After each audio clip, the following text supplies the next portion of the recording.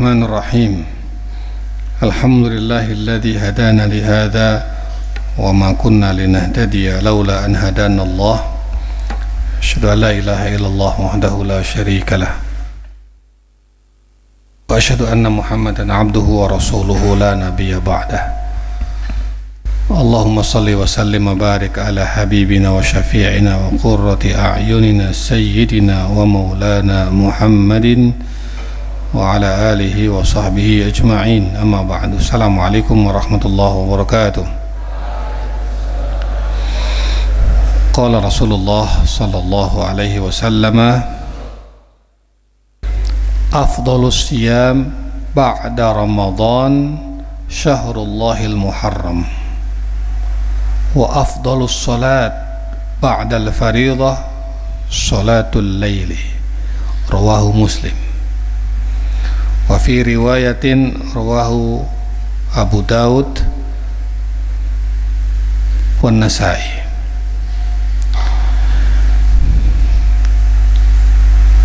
قولوا بعدي هذا الحديث نكرر 3 مرات.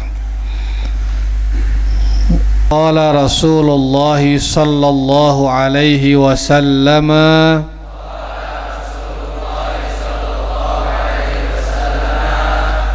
أفضل الصيام بعد رمضان شهر الله المحرم وأفضل الصلاة بعد الفريضة صلاة الليل أفضل الصيام بعد رمضان شهر الله المحرم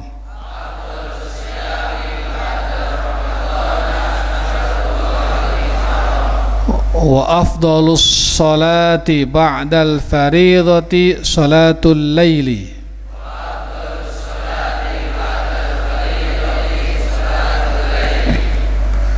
أفضل الصيام بعد رمضان شهر الله المحرم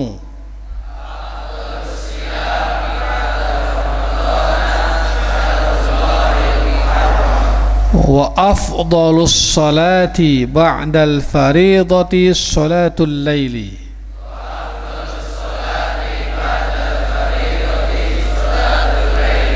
رواه مسلم. Sebaik-baik puasa setelah bulan Ramadan adalah puasa pada bulan Muharram, dan sebaik-baik sholat setelah sholat fardu adalah sholat malam. Puasa yang paling baik setelah bulan Ramadan, kata Rasul dalam hadis ini, adalah puasa apa? Puasa sunnah pada bulan Muharram. Dan sholat yang paling baik setelah sholat fardu adalah sholat malam. Hadis Rasul Sallallahu Alaihi Wasallam. Kapan puasa pada bulan Muharram? Puasa pada bulan Muharram yang dilakukan oleh Rasulullah Sallallahu Alaihi Wasallam adalah pada tanggal 10 bulan Muharram. Hari ini kita saat ini berada tanggal 10. Puasa tanggal 10 bulan Muharram, di antara fadilahnya dapat menghapus dosa setahun. Itulah yang dikerjakan oleh Rasulullah Sallallahu Alaihi Wasallam. Tanggal berapa? 10. Para sahabat kemudian menginformasikan kepada Nabi bahwa pada tanggal 10 itu ternyata 10 Muharram yang dikenal dengan Asyura. Asyura itu dari kata asyara, 10. Asyura berarti hari ke-10. Pada tanggal 10 Muharram atau yang kita sebut dengan Asyura itu, ternyata hari ini juga hari yang sangat dihormati oleh kaum Yahudi. Kenapa? Karena pada tanggal 10 Muharram, Asyura itulah hari di mana menurut orang Yahudi Allah menyelamatkan Nabi Musa dan Bani Israel dari Fir'aun. Allah menyelamatkan Nabi Musa dan Bani Israel dari kekejaman dan pengejaran Fir'aun. Terjadi pada tanggal 10 Muharram, Asyura. Itulah hari ini hari yang diperingati oleh kaum Yahudi. Pada saat yang sama Rasulullah juga sangat mengagungkan hari ini, hari Asyura ini. Dan makanya beliau puasa tanggal 10 Muharram itu, karena dapat menghapus dosa setahun. Setelah mendapatkan informasi tentang itu, apa kata Rasulullah? Loh, kalau begitu aku lebih berhak daripada orang-orang Yahudi itu. Kalau konteksnya adalah Nabi Musa diselamatkan oleh Allah dari Fir'aun, dan lalu kemudian hari itu menjadi hari yang amat dimuliakan oleh bangsa Yahudi karena Nabi Musa adalah nabinya bangsa Yahudi, maka kata Rasul, aku lebih berhak untuk menghormati tanggal itu karena Nabi Musa adalah pendahuluku. Itu jawaban Nabi. Tetapi kemudian, nah ini, supaya membedakan kita dengan kaum Yahudi, supaya nggak sama persis, mereka tanggal 10, kita tanggal 10, bagaimana cara membedakannya? Maka Nabi berazam, kalau begitu tahun depan kita puasa tanggal 9-nya. Maka menjadi puasa Tasu'a dan Asyura, puasa tanggal 9 dan tanggal 10, supaya nggak sama dengan orang-orang Yahudi, membedakan. Itulah sejarahnya puasa Tasu'a dan puasa Asyura. Alhamdulillah kita di pondok ini semua, santrinya, gurunya, semua melaksanakan puasa pada tanggal 9 dan tanggal 10 Muharram. Alhamdulillah.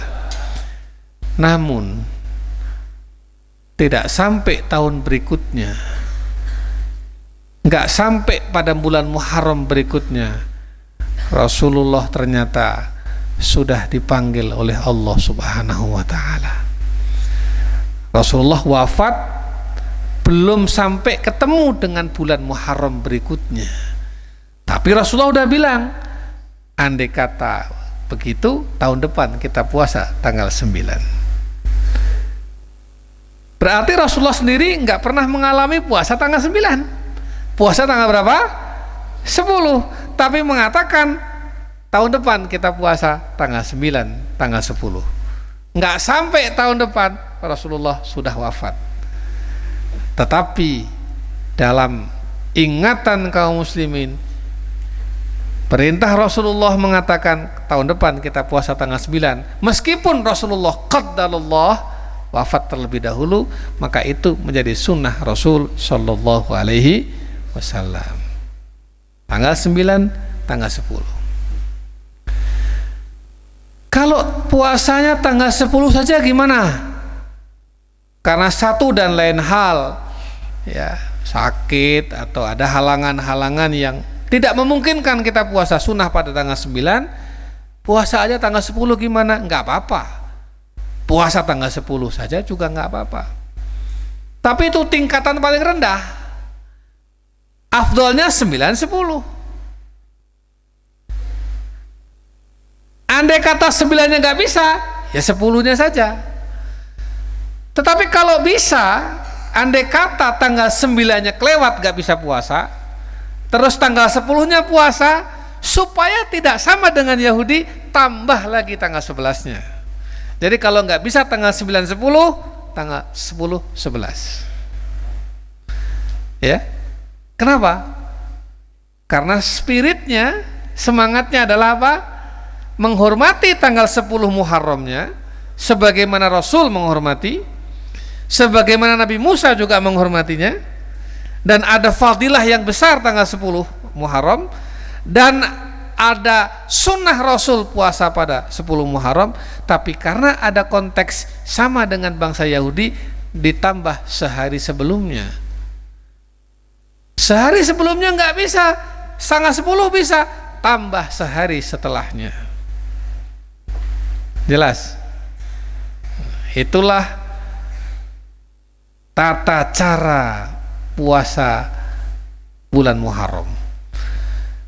Atau ada lagi pilihan, boleh nggak kalau kita puasa 9, 10, 11? Boleh, itu afdol. 9, 10, 11. Kalau nggak bisa 9, 10.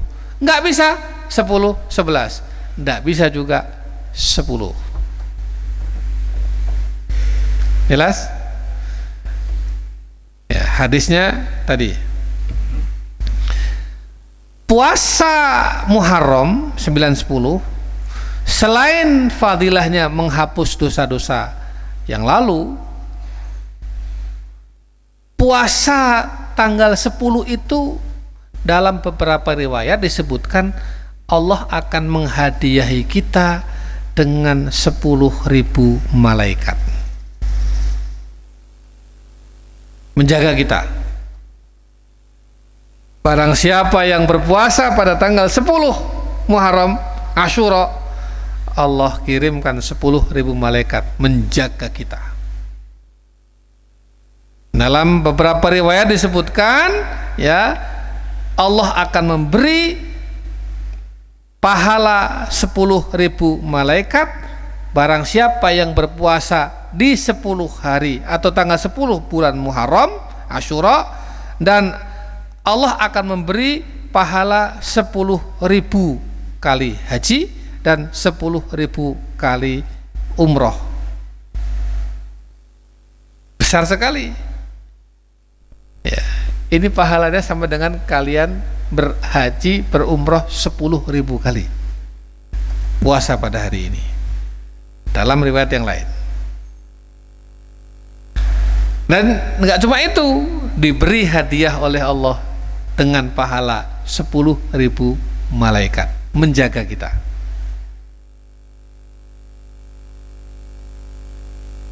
Tadi malam saya dari Jakarta, jam 3 itu sampai di rest area Tegal. Bukan, Cirebon. Saya bilang, Ustadz Afandi, kita sahur dulu, sahur jam 3 sampai setengah 4. Habis sahur jalan lagi, subuh di Tegal, rest area Tegal. Habis itu jalan sampai di rumah jam setengah 7. Sebelumnya hari Kamis saya di Jakarta, full aktivitas dari pagi sampai sore itu kegiatan full. Saya, Ustadz Anizar, Ustadz Bisri, kita bertiga berpuasa. Meskipun dalam safar, meskipun dalam perjalanan, meskipun akidahnya sangat padat, ya, santri-santri aja puasa tanggal 9, kita pun puasa di Jakarta. Nah, buka puasa kita ngundang teman-teman saya yang dekat-dekat Jakarta, ayo buka puasa akhirnya.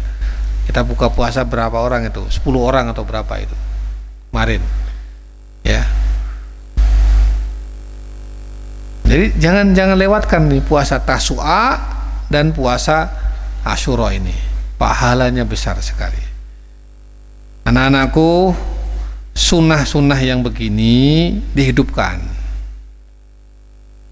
Kalau bukan kita yang menghidupkan, siapa lagi? Ya. Karena orang-orang muslim sudah mulai banyak yang meninggalkan sunnah-sunnah begini. Nanti lama-lama sunnah ini hilang. Kalau tidak ada yang mengerjakan, ya hilang sunnah ini. Mungkin generasi yang akan datang nggak tahu lagi. Tanggal 10 Muharram, tanggal 9 Muharram, ayo berpuasa sunnah. Apa itu? Apa itu? Nggak tahu lagi. Siapa yang menjaga kelestarian sunnah ini? Kita. Siapa yang menjaga, menghidupkan sunnah ini? Kita.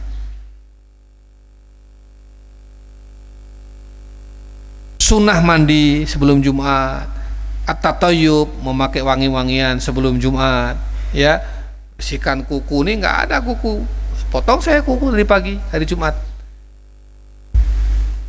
Jadi kalau kalian motong kuku hari Jumat, ya, cukur-cukur, rapi-rapi, itu jangan dikira itu bernilai ibadah. Kenapa? Mengikuti sunnah Rasul. Kalau kamu mau pergi sholat Jumat pakai wangi-wangian, parfum, ya, jangan dikira itu ada nilai ibadahnya, ada poinnya. Kenapa? Minimal mengikuti sunnah Rasul. Jadi semua ini bernilai ibadah kalau kita menjalankannya dengan tuntunan. Rasul melaksanakan, kita laksanakan aja. Rasul begitu, ya kita begitu saja. Ikuti aja, sam'an wa ta'atan. Bila kaif, nggak usah bertanya-tanya bagaimana. Bila kaif, tanpa mempertanyakan kenapa Rasul puasa tanggal 9, kenapa Rasul puasa tanggal 10, apa artinya. Boleh kita membahas hikmahnya, tapi tetap kita melaksanakan. Sekali lagi, angkat suaranya semua. Ini melafatkan hadis yang dilafatkan oleh Rasul, berarti ini ibadah. Nilainya hampir sama dengan baca Quran. Baca Quran itu dari Allah, Jibril Rasulullah ke sahabat, dibaca lagi oleh kita. Sama dengan hadis. Hadis itu keluar dari mulut Rasul, kemudian didengarkan oleh sahabat, dibacakan lagi oleh sahabat, didengarkan oleh sahabat yang lain, dibaca lagi kepada tabi'in terus sampai hari ini. Maka membaca hadis juga harus pakai suara yang keras. Kalau enggak lama-lama hadisnya hilang. Ya, irfa sautak, kullun yarfa sautahu. Qala Rasulullah sallallahu alaihi wasallam,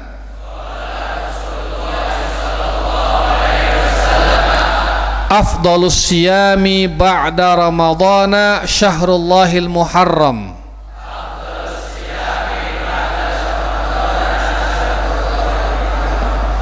Wa afdalus salati ba'dal faridati salatul lail.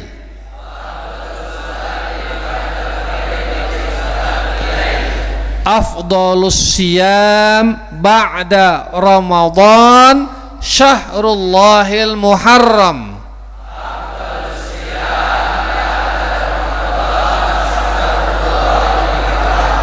Wa afdalus salat ba'dal faridah salatul lail.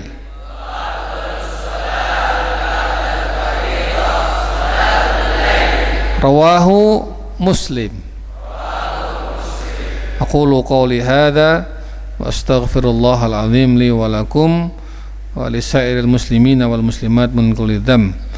Muwaffaqun jami'an. Assalamualaikum warahmatullahi wabarakatuh.